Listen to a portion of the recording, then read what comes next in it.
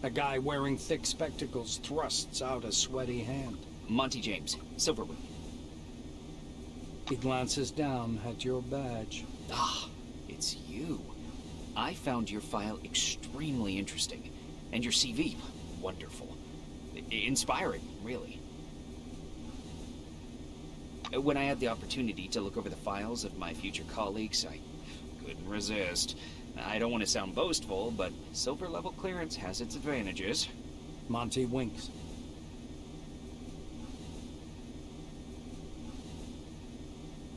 Monty makes a ring with his thumb and forefinger.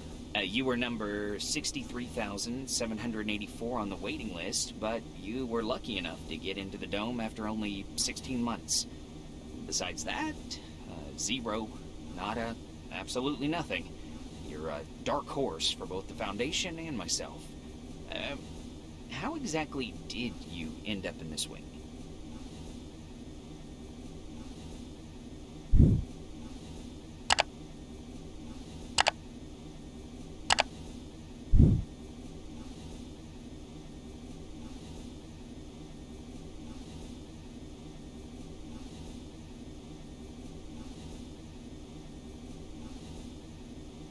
James interrupts.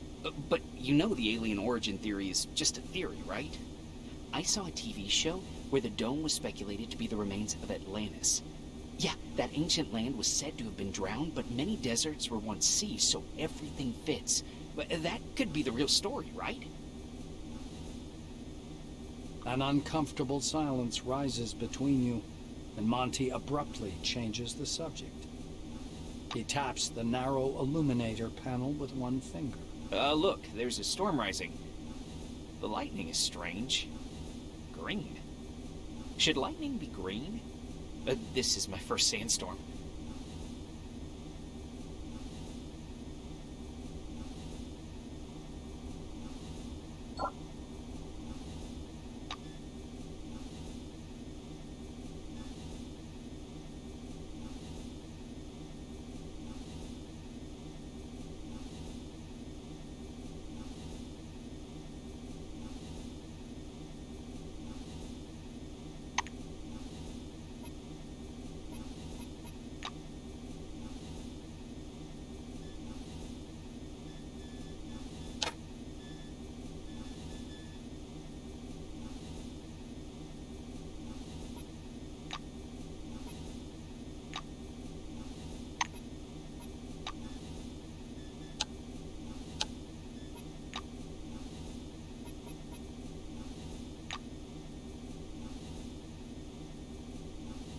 The badge on the orange's chest reads, Quentin Bisley, laborer.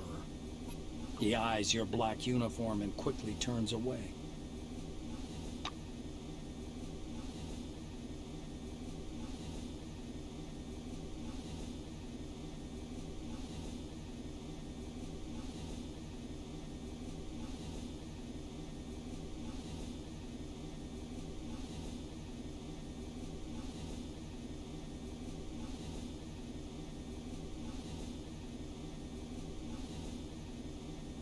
Bisley pretends you don't exist.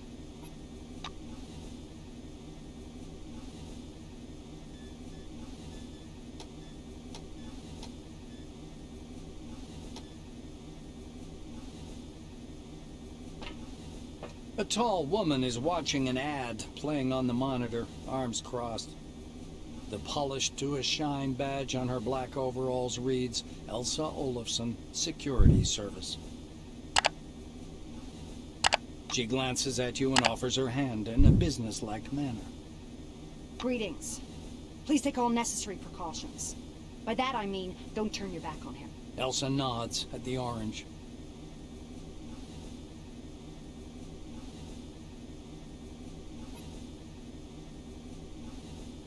I just follow orders. Even if his crime was embezzlement, I have to keep him cuffed. Those are the rules. Olafson shrugs in a sharp, mechanical way, as if racking the slide of an assault rifle.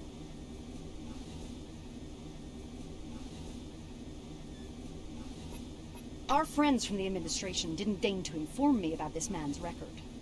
Could be I'm escorting a serial killer. It's corporate policy, you know. She gives the silver a vengeful look.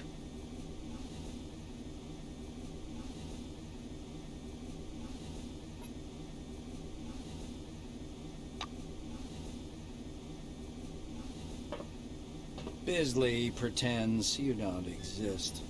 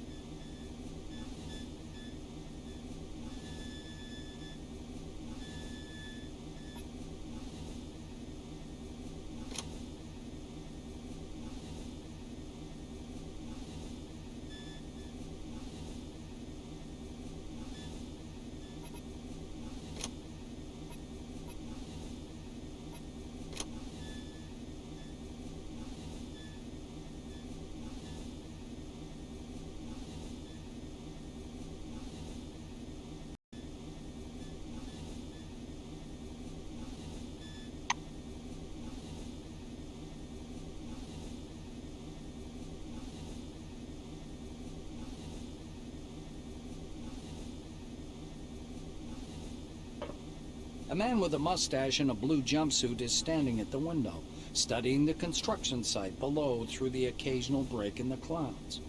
His badge reads Igor Patan, Planner. The blue taps on the glass with one finger and gestures you to come and take a look. Seems like he doesn't speak English.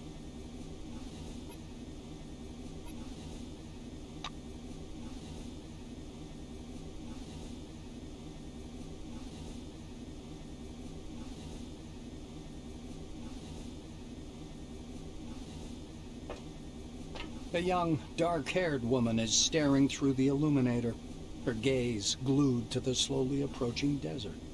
She's whispering softly. We've crossed the border. No way back now. She turns to you. The shiny badge on her white jumpsuit reads Tomoko Kimura, Physiologist. As the woman takes in your black uniform, her smile fades. There are 6 people in this capsule, 2 of them in black jumpsuits. Not a statistically significant sample, but the trend is evident. She says with a squint. Kimura shakes her head disapprovingly and turns back to the illuminator. This place is a scientific treasure trove, and you're treading all over it in your jackboots, blowing up doors that are thousands of years old, acting like you own this world. What devilment.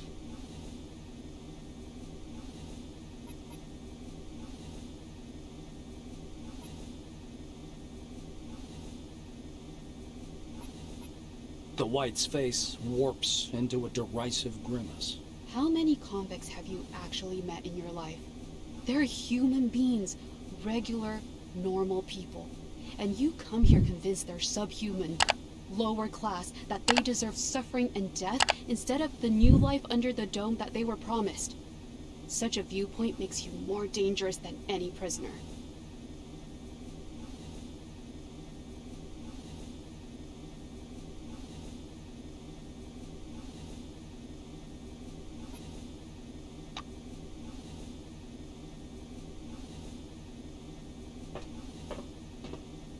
Olafson watches you steadily, her expression calm but also slightly annoyed.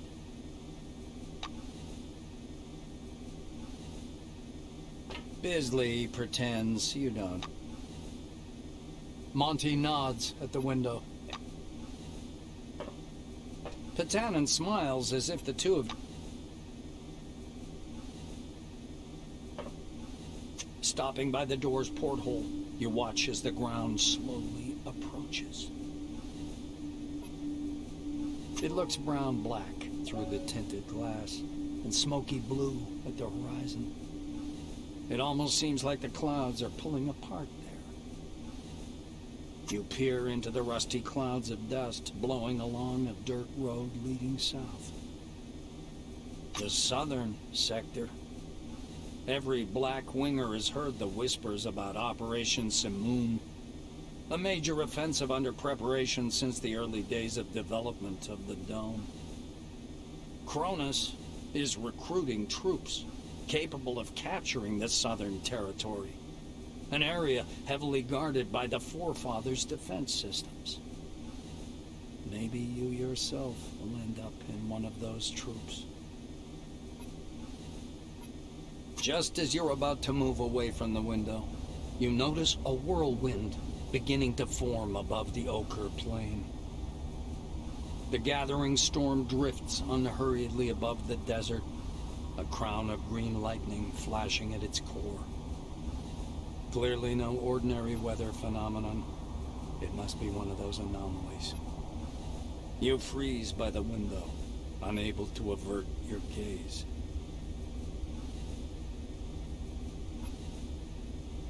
The outlines of the landing site, blurred by clouds of dust, appear behind the greenish glass of the porthole. The capsule shudders as the braking devices engage.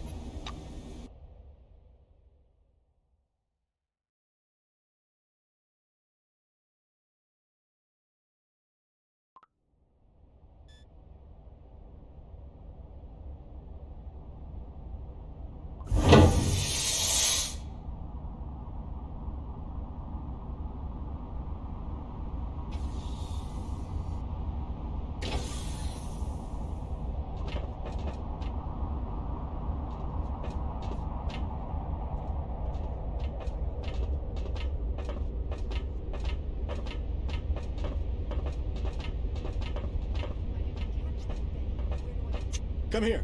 Come on now, or you'll miss everything. A badge reading Ludovico Nuzzi, scientific analyst, export department, dangles loosely on his clean uniform, which still smells pungently of washing powder. Look over there. He points upward with a sharp, wide gesture and hands you his field binoculars. You raise the binoculars to your eyes. Under fourfold magnification, the whirling cloud above the rust-colored plains looks even stranger. Its core glows with flickering green light and flashes rhythmically, and that rhythm seems to form a complicated pattern. Nuzzi bends close to your ear. Fascinating. Do you want me to bring some filters? If we intercept the red and blue spectrums, we'll see something amazing. It's like a signal, some kind of message. Without tearing your gaze away from the binoculars, you turn around slowly, studying the dome's horizon. It's somewhat unexpected that the dome looks horribly empty. Your eyes find some construction pits dug directly in the sand, and concrete blocks laid beside them. There are almost no roads, or not sealed ones. Only one highway with yellow surface marking stretches among the sand drifts. The scientist looks blankly at you, then down at his lab coat. Ah, this? This? He lets out a blaring laugh. Ludovico points at the building behind him. I work in Concord Station, categorizing relics. My job is to classify them by rarity. Then the blues package them, silvers issue the documentation, and oranges move them to the cargo capsule. Just like the one you arrived in. Nazi points upward. Then the capsule takes the relics way up there, all the way to the spire, then to Crystal Sands by the funicular. They get auctioned off and turned into money. It's not like I endorse this, but we all like ourselves a good paycheck, right? He offers you his binoculars once again. Do you want to have a look at the spire? It's amazing. But then you can look at the spire anytime. Now that sandstorm, that's what's truly amazing.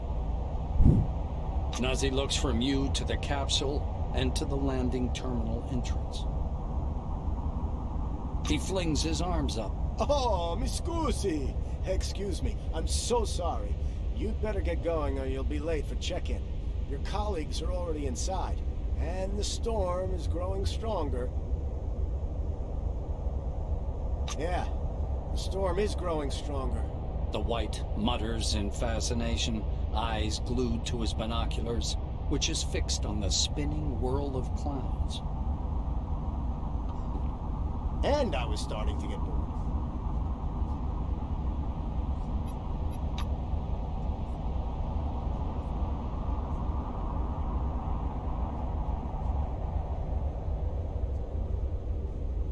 Come back again.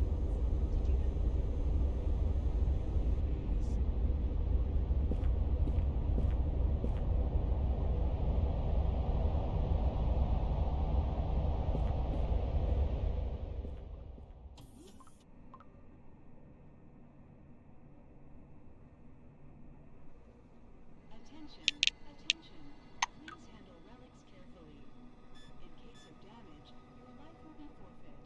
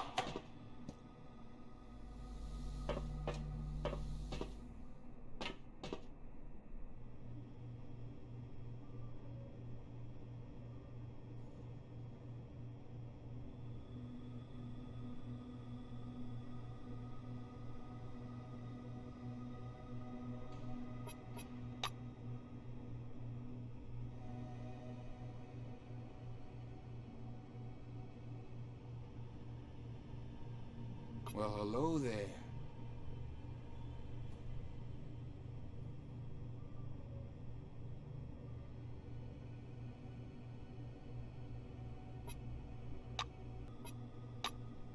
Attention, attention. Please handle relics carefully. In case of damage, your life will be forfeit.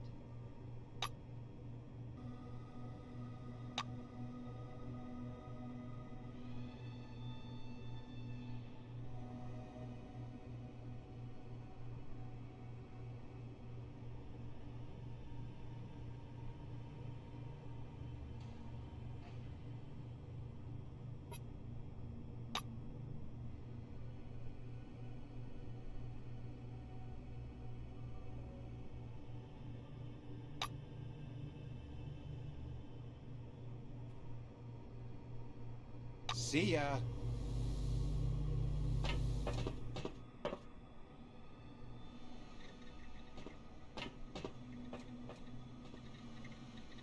Mr. Rayhead, would you bring me a cup of coffee, please? Colleague? Well, never mind.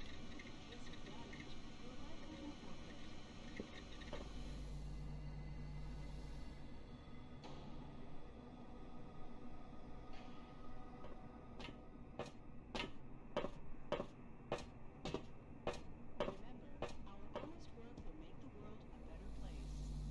World a better place.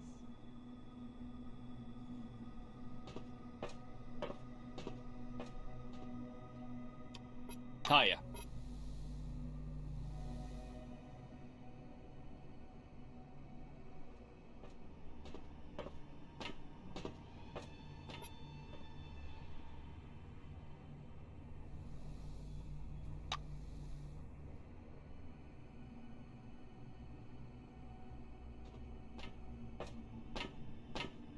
Attention, attention.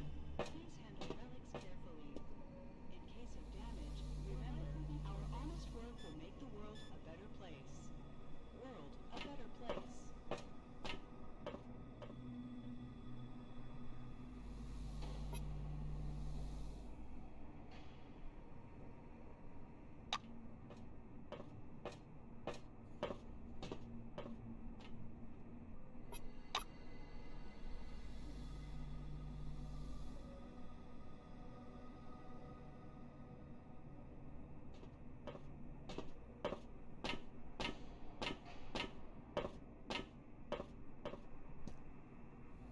It was nice chatting.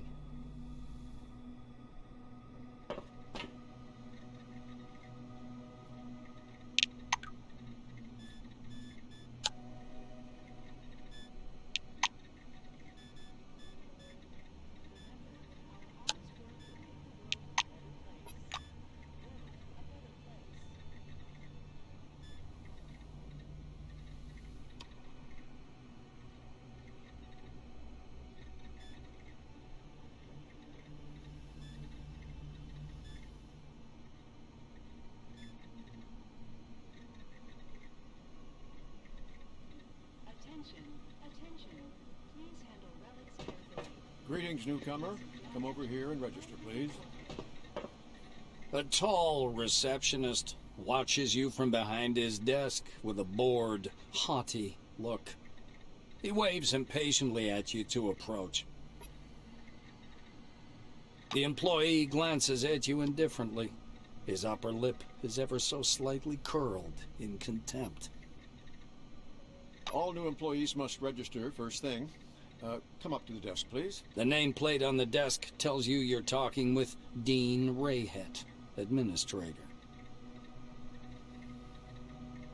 The administrator slaps himself on the forehead. Ah, I almost forgot the regulation pre-registration greeting.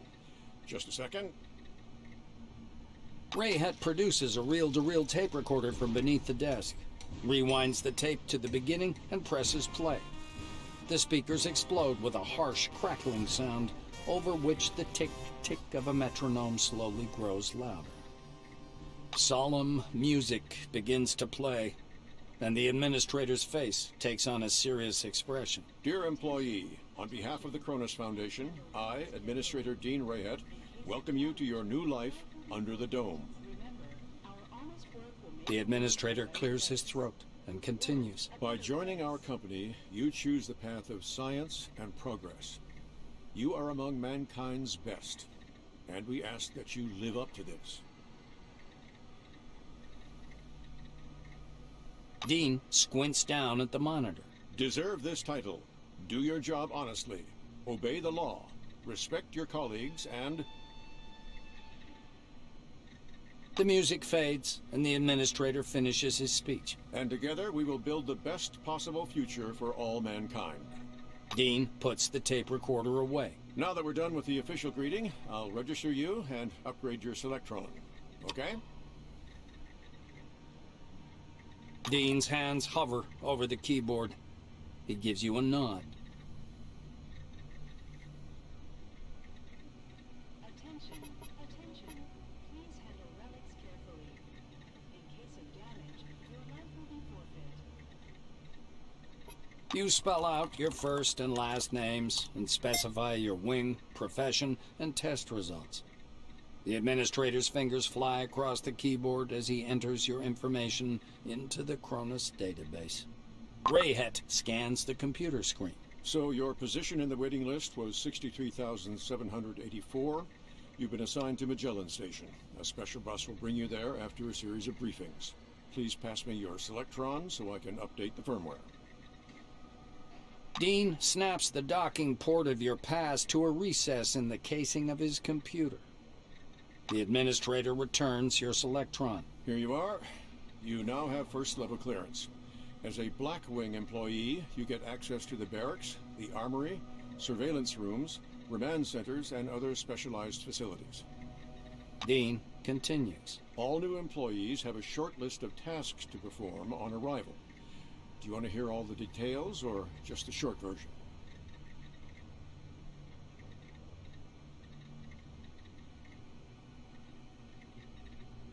Rayhet snorts. To make it short, get your uniform from storage, your weapons from the armory, pass the Psi abilities test, and complete your weapons training at the training zone. Then learn how to use the scanner, avoid anomalies, and properly catalog anything you observe. Last, go to the waiting room and wait for the bus to Magellan. Dean sits back in his armchair. That's it. I hope there aren't any questions. Rayhet claps his hands in satisfaction. Great.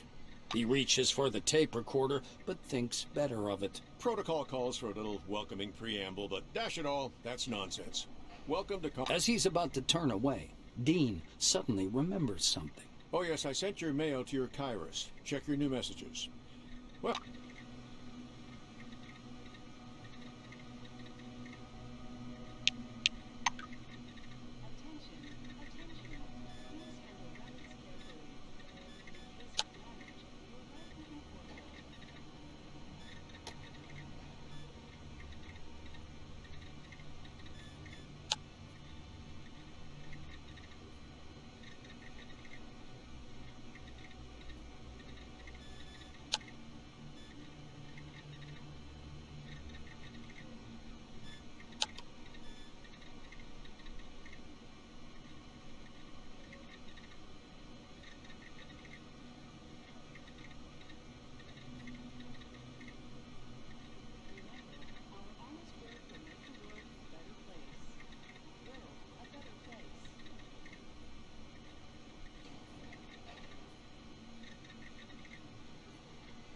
Pages.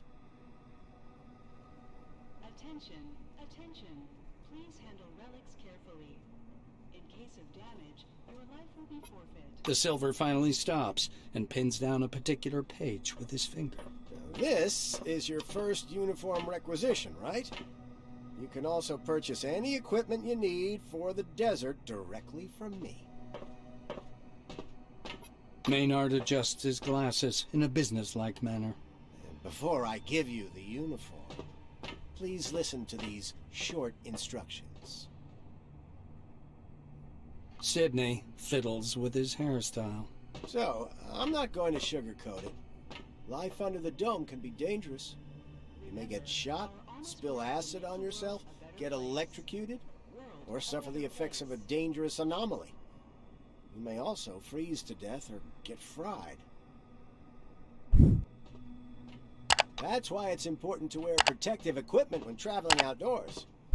Of course, in hazardous situations, the equipment will get damaged, and the more it's damaged, the more often one has to repair it. The Silver steps back from his counter to indicate the repair kit boxes piled in the back of the warehouse. He points back at the shelves behind him.